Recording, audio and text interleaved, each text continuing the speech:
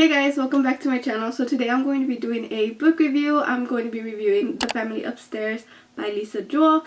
This is the second book that I am reviewing by her. The first book that I read by her was Then She Was Gone. I have a book review on here, so I have the link in the description, or I'll have the little card right there so you guys can check it out. So yeah, if you guys want to know more about this book, then keep on watching.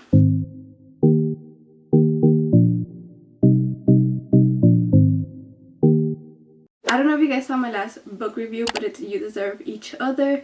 I mentioned that I was in a book club, and I am in a book club, but now I am in multiple book clubs.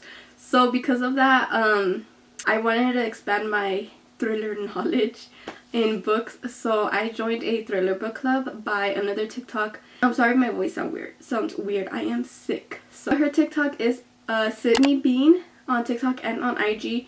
I'll have her links down below so you guys could check her out. I'll probably have a picture here somewhere of her or something. But yeah, that's her book club, and that was a book that we were supposed to read for the month of January. So yeah, so the book is about a young girl named Libby Jones who just turned 25, and at the age of 25 she was to inherit this huge London home that belonged to her birth parents because she is adopted. So when she goes to the broker, or whoever he is he a broker or real seller? I don't know. I don't remember what he is. But when she goes to him, she finds out the actual truth, or some of the truth, of why she was put up for adoption. She was put up in adoption at 10 months old, and she finds like a huge backstory of that house and of her family and the whole truth of what actually happened down there.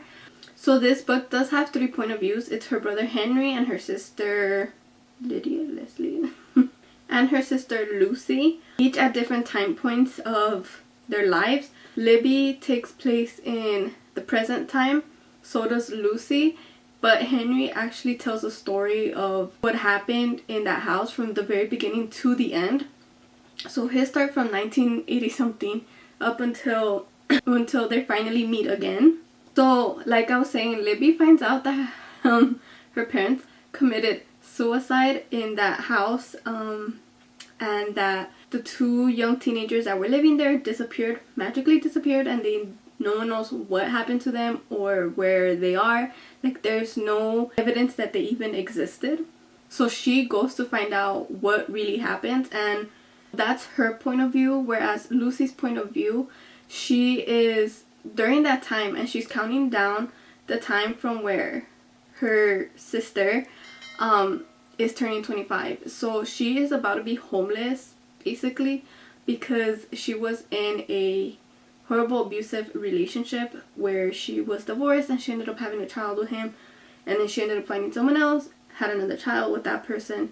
And so she used to play I don't know what it is, it's an instrument basically to make money, but thief people, or whatever you want to call them, broke it, and so she had to make money somehow, figure it out to be able to make more money so that she could rent out this place that she found that was super cheap where she was living before. But she left because she found out that one of, I guess, the managers who take care of the place was paying her rent, and she didn't want that, so she decided to leave. So technically she wasn't supposed to be homeless because they were paying her rent, but she has pride, so obviously she didn't like that, so she left.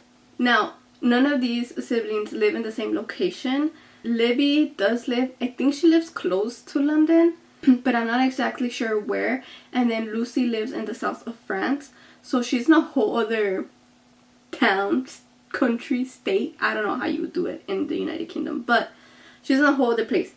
So she does have a cell phone, and she's kind of like, she has a notification of when this child is turning 25 years old, because she knows that once this child turns 25 years old, they are inheriting the house that they grew up in, and she wants to go and see them. But the problem is she obviously needs money to go back to London, so her plan is to make money to go back. Now, during this time, Lucy does some crazy stuff for her to get that money, and it's something that you didn't expect. At least I didn't see coming. So yeah, it's very good. Her storyline is actually really good, because you see you find out why she became homeless and like all this stuff, and how she gets her way back to London, and through her sister and her brother and all that. And there's Henry's point of view, which is from when they were very baby, like not babies, but like really young kids, to teenagers wherein that whole suicidal thing happened. So it's just his point of view, but his point of view is so dark. It's so dark. Like, you want to know of the story of like what's happening and what happened and like everything that went on. His point of view is super dark. Like I said, I got creeped out so many times and I was so scared. I even had to ask my boyfriend to take me to the restroom because I was so scared to go upstairs by myself. So the story goes that he explains that during their childhood everything was fine. They went to rich schools, they had money, they had food, everything. But then his dad started wasting money like crazy and he didn't care about it, and eventually they lost all their money and they stopped going to school. To be able to make money in the household, his mother invited people over at the house to start living there, and they would make money so they would essentially like provide for them. One of the families that moves in, he is supposedly like I guess you would call him like, what is he, a doctor, like a psychiatrist? I don't even remember what kind of doctor he is. He was supposedly a doctor who was there to help the father because the father had a stroke and he wasn't himself anymore, so he needed help, and they invited him over, recommended by one of the other persons that lives there.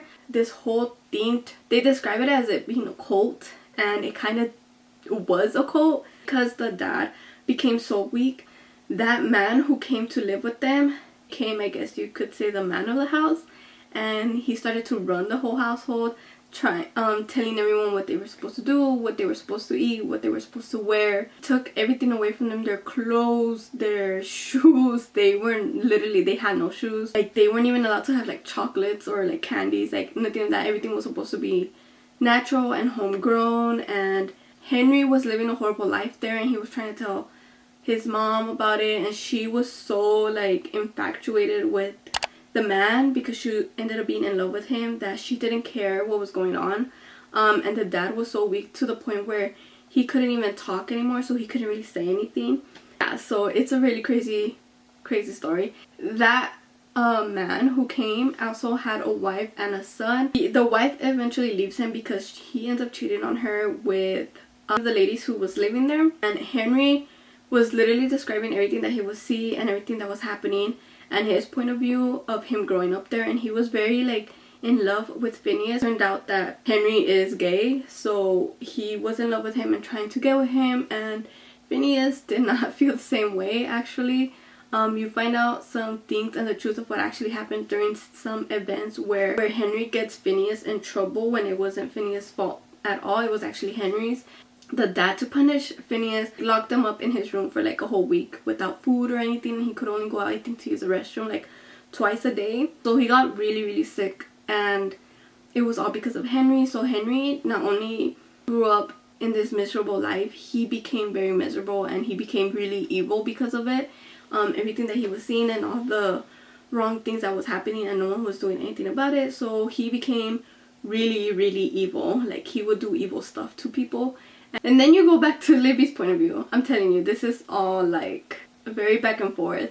So you go to Libby's point of view where she's getting into the house, looking around, and then she hears a noise upstairs. It turns out it's Phineas, but he never came down to say anything, so she got scared and left.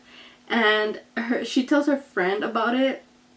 A co-worker actually gives her idea to go and find the journalist who actually did this whole story of the house and the whole suicide thing when it actually happened. And she did, and they became friends, and he helps her a lot during this whole situation. Wanted to know what happened to the two teenagers that used to live there, because there was no evidence of other family members living there, only the two teenagers and the parents, and then a random guy who they found in the living room dead.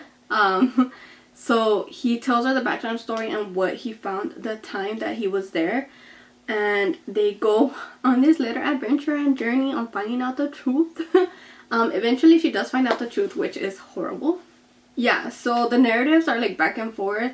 So eventually they do meet up. All three narratives do meet up, except for Lucy's, because Lucy's and Libby's, well, I guess Lucy and Libby are in the present time, whereas Henry's is in the past up to the present.